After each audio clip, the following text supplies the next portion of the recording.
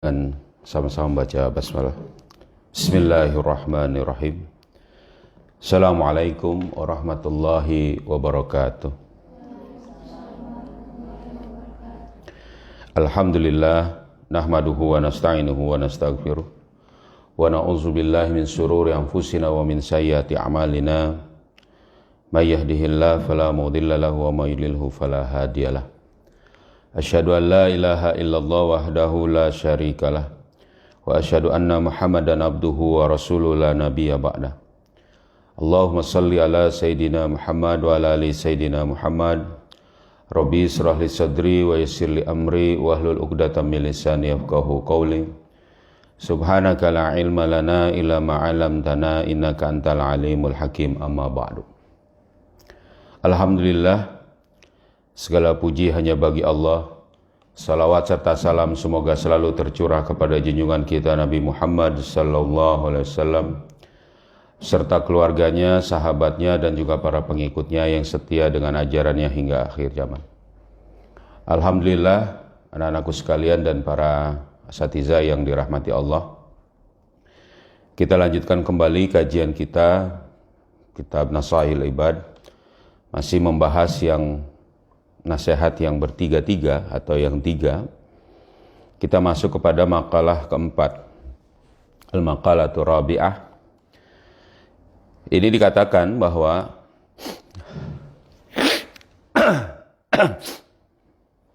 ya, An Utsman radhiyallahu anhu, jadi Utsman bin Affan radhiyallahu an, beliau mengatakan, man tarakad dunya.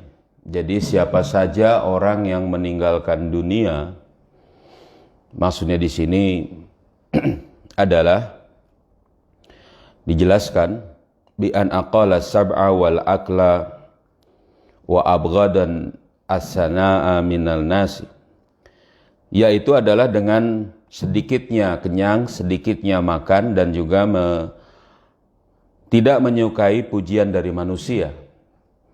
Jadi meninggalkan dunia ini adalah, kalau boleh dikatakan, memulai untuk zuhud, tidak meletakkan dunia di tangannya, tidak meletakkan dunia di hatinya, tapi meletakkan dunia di tangannya. Artinya hanya mengambil apa yang diperlukannya, ya, apa yang dibutuhkannya. Nah, kata Utsman bin Affan radhiyallahu anhu dikatakan di sini, siapa yang meninggalkan dunia, man tarakad dunya, ya, maka dikatakan ahabbahullahu ta'ala, Allah akan mencintainya. Ini sejalan tentu dengan hadis Rasulullah SAW, ya. Kata salah seorang sahabat, ya, dulani ila amalin idza amaltuhu ahabani Allah wa ahabani an-nas. Tunjukkan kepadaku wahai Rasulullah dengan satu amal yang apabila aku amalkan, aku akan dicintai oleh Allah dan dicintai oleh manusia. Apa kata Rasulullah SAW? Izhad fid dunya yuhibbukallah, wazhad fi ma indan nas yuhibbukan nas.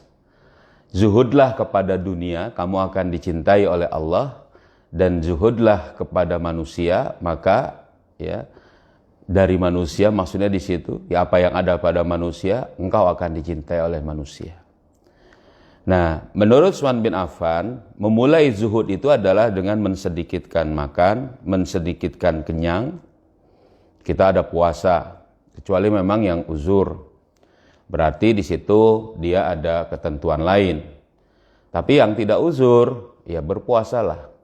Walaupun bukan berarti sedikit ini, berarti kalau gitu kita ini harus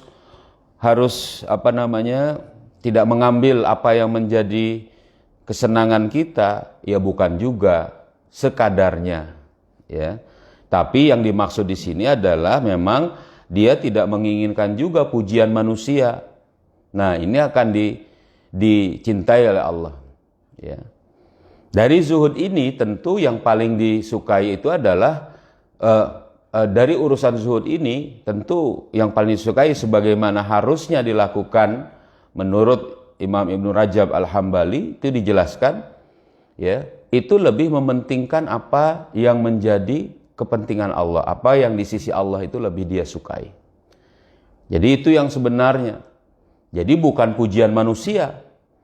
Jadi ketetapan terhadap syariat Allah yang Allah tetapkan, yang Allah tentukan untuk dijalankan manusia, dia lebih sukai itu. Nah, jadi ini yang harusnya kita lakukan. Itu yang pertama. Yang kedua dikatakan oleh Utsman bin Affan radhiyallahu an, ya. Ada penjelasan yang di sini. Jadi ahabbahullahu ta'ala li'annahu tarkur riya wat tafakhur. Dikarenakan dia meninggalkan riya dan kesombongan, kecongkakan. Jadi tadi betul, dia tidak menginginkan kecuali apa yang di sisi Allah itu menurut pendapatnya itu, penilaian dia itu jauh lebih baik. Ya. Jadi begitu. Ya, nanti dijelaskan di belakang tentang bagaimana zuhud itu sendiri. Nah, begitu juga wa man taraka dzunuba ahabbahul malaikah. Siapa saja yang meninggalkan kemaksiatan atau dosa, maka ini akan dicintai oleh malaikat. Kenapa dicintai oleh malaikat? Ya karena di annahu la yata'abbul kadbatal ladzi yaktubuna sayyi'at. Dikarenakan malaikat itu tidak akan susah-susah untuk mencatat keburukan seseorang itu. Jadi senang malaikat. Jadi orang yang mau meninggalkan maksiat itu disukai oleh malaikat. Walaupun mungkin saat itu dia tidak menambah dengan tambahan ketaatan, tapi maksiatnya dia tinggalkan. Karena mungkin kalau ketaatan dia tidak mampu. Misalnya dia belum mampu untuk pergi haji, umroh misalnya, karena tidak ada biaya, itu ketaatan. Tapi dia meninggalkan kemaksiatan. Misalnya dia tidak memakan riba, tidak berjudi, ya, itu. Nah, maka tidak dicatat kepada dirinya suatu sayyi'ah, satu dosa, satu keburukan oleh malaikat. Dan malaikat suka ini. Nah iya, kita akan tahu di situ bahwa pada saat seseorang itu menjauhi maksiat, itu ada dalam konteks pada saat itu dia sadar itu adalah larangan Allah. Bukan karena nggak bisa melaksanakan maksiat, bukan karena nggak bisa judi, itu harus disadari begitu. Ya. Tapi pada saat dia tidak bisa melaksanakan ketaatan, ya memang pada saat itu dia memang belum mampu.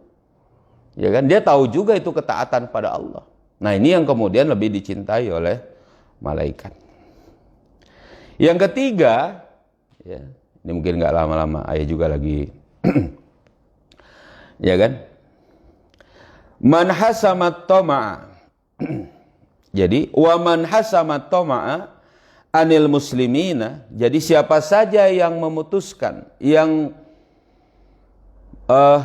ya tadi ya memutuskan di sini, maksudnya di sini, ya, atau ma'anil muslimin, ketamakan, tamak kepada setiap muslim, yakni qata'ahu anhum, ya ini tadi ya, memotong ketamakan daripada manusia ini, nanti jelaskan, ahabbahul muslimun, maka dia akan dicintai oleh orang-orang muslim.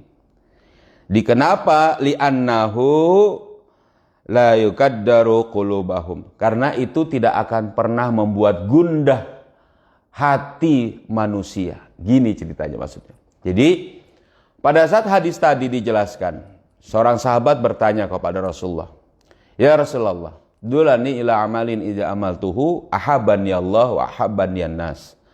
Wahai manusia, wahai manusia, ya Rasulullah, tunjukkan padaku satu amal yang aku akan, kalau aku beramal dengan itu, aku akan dicintai oleh Allah dan dicintai oleh manusia. Rasul kemudian bilang, izhad fid dunya yuhibbukallah wazhad fima indan nas yuhibbukan nas.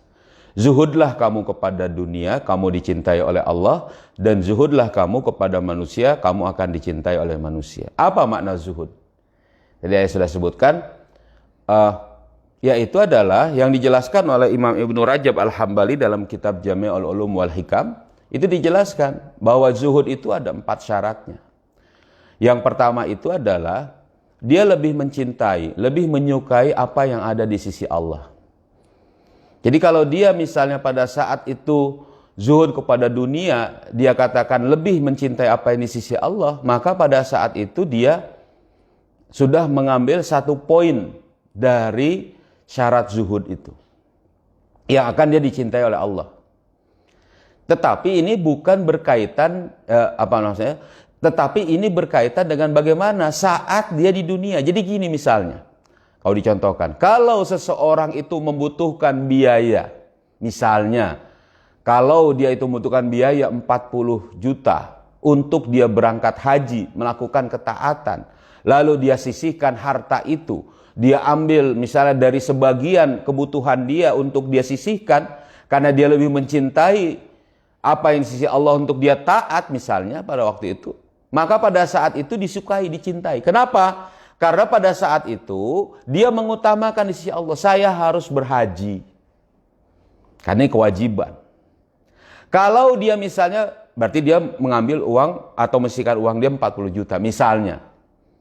Padahal dia juga mungkin membutuhkan yang lain, misal untuk keperluan-keperluan yang, tapi dia lebih utamakan itu.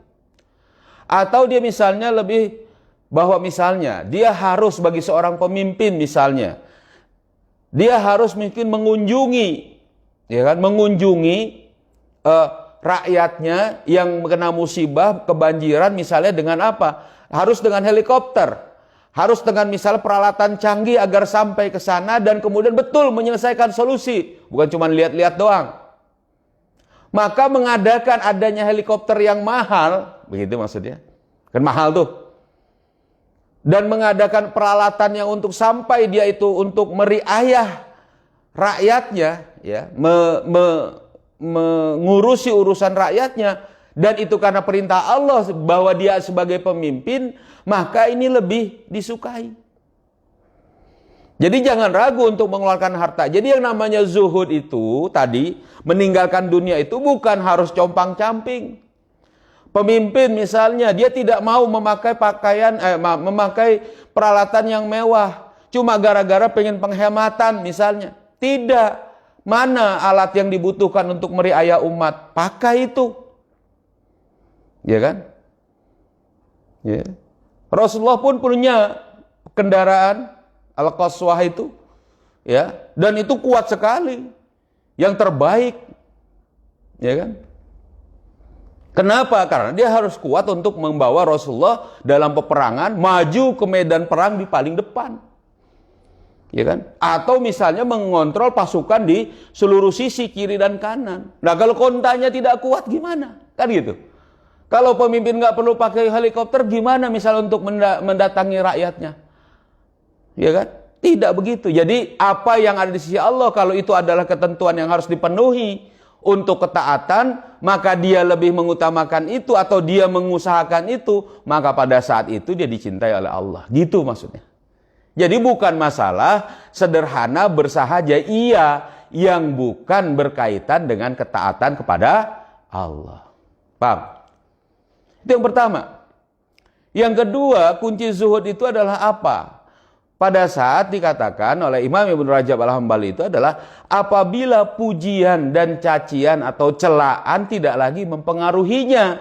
Kenapa? Karena yang tadi pertama, dia tahu, dia lebih mengutamakan apa yang di sisi Allah. Pujian hanya milik Allah, celaan hanya milik iblis. Ya dah. Laknatullah alaih itu bagi iblis. Jadi kalau dia dipuji bukan milik dia, milik Allah, makanya dikembalikan. Ada orang memuji kita, weh bagus pakaiannya, weh keren misalnya nih, pemimpin misalnya helikopternya mantap misalnya kan, pesawatnya bagus untuk dia misal meriayah umat, kembalikan. Karena dia mengatur dengan urusan umat ini dengan syariat Allah, alhamdulillah. Ya. Maka ada yang muji kita, oh pakaiannya bagus, oh Hasna pakaiannya bagus, ya. Alhamdulillah. Cantik sekali, alhamdulillah. Iya dong cantik, iya dah. Santriwati Al-Jawiyah harus cantik. Kenapa? Kalau ganteng nggak boleh. Iya, ya alhamdulillah. Coba kalau ganteng gimana ya laki-laki ya nggak diterima juga di sini. Paham dah? Jadi kembalikan. Begitu juga misalnya kalau ada yang mencela dari orang-orang bodoh, orang-orang dengki mencela kita. bukan milik kita. Iblis celaan itu. Ya kan? Kita ini diciptakan oleh Allah dengan sebaik-baik bentuknya. Ya kan? Laqad khalaqnal insana fi ahsani taqwim. Betul. Itu yang kedua. Yang ketiga, nah ini dia. Dia lebih mencintai kesabaran terhadap musibah ketimbang dihilangkannya musibah itu. Jadi kalau dia memang bagiannya mendapat musibah, misalnya tadi sakit, ya ini ada teman-teman kita yang sakit, ada musibah, dia itu harus dalam benaknya bersabar. Kenapa? Karena sabar itu min azmil umur, perkara yang sangat besar. As-sabru diyaun, sabar itu adalah laksana cahaya yang menerangi.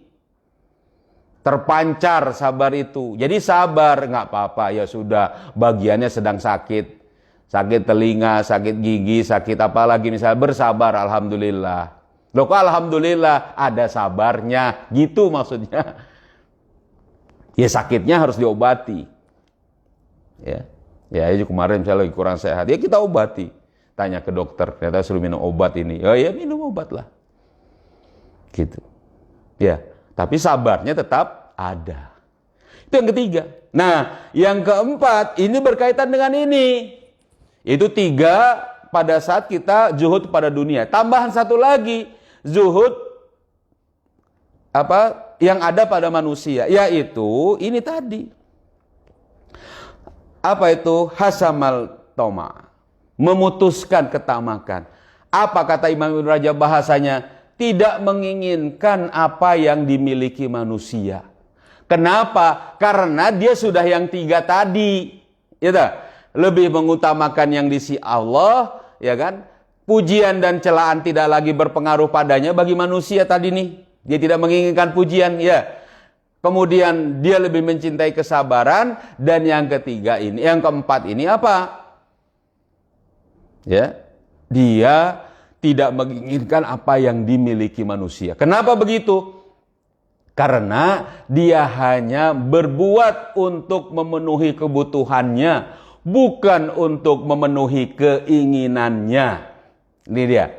Dalam kitab Nizamul Iqtisadi fil Islam, salah satu kerusakan dan manusia ini tidak mampu memenuhi kebutuhan, memenuhi apa yang harusnya dia makan dan dia pakai atau dia gunakan, karena manusia itu dalam bentuk yang serakah, tamak. Apa serakah dan tamak itu? Memenuhi seluruh keinginannya. Padahal kalau dia memenuhi kebutuhannya, dia bisa untuk memenuhinya. Kalau keinginannya enggak. Alhaakumut takatsur hatta zurtumul maqabir. Sampai liang lahat pun enggak akan bisa untuk dia itu terpenuhi keinginannya. Makanya kita harus bisa membedakan mana keinginan, mana kebutuhan. Ya. Mana keinginan, mana kebutuhannya? Ini ingin kak, ini butuh tidak. Tapi pada saat yang sama, kita pun harus tadi. Kalaupun ada keinginan yang juga kita penuhi, ya jangan banyak-banyak. Sedikit-sedikit saja.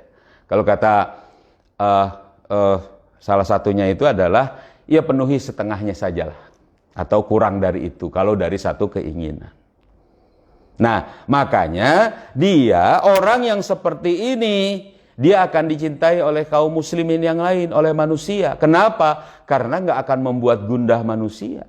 Jadi kalau misalnya ada manusia mendapat nikmat dari Allah, dengan kekayaan, dengan kebaikan, dia senang dengan itu, alhamdulillah. Atau dengan bahasa mabruk. Berkah-berkah buat engkau ya Allah, dari Allah memberikan kepada dia. Senang dia. Ternyata bajunya bagus. Ternyata misalnya tadi kendaraannya bagus. Alhamdulillah dia bisa menikmati. Mudah-mudahan jadi tetap sarana kebaikan. Gitu. Dia nggak pingin. Makanya kalau kata Imam Ali dijelaskan, orang yang dengki, yang iri itu adalah pada saat dia pingin kesusahan dia susah dengan kesenangan orang lain, senang dengan kesusahan orang lain, ya.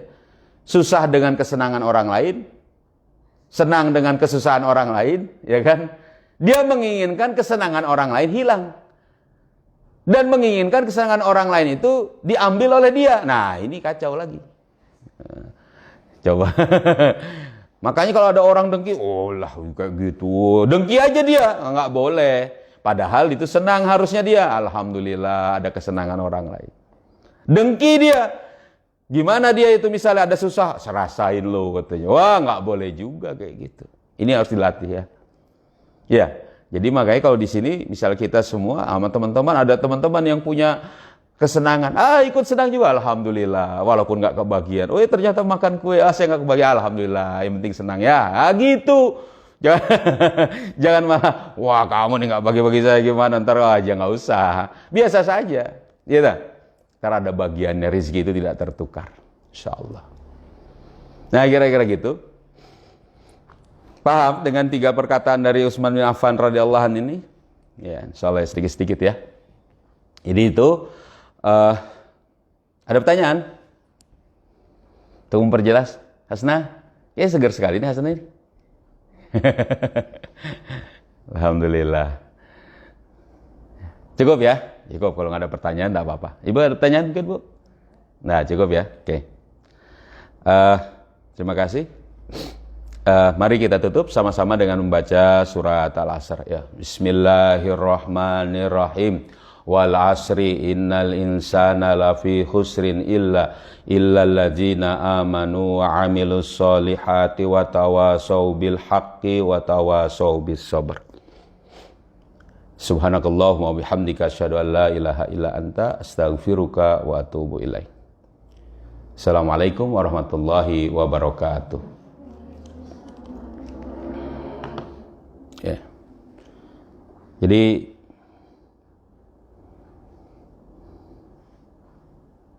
kok bisa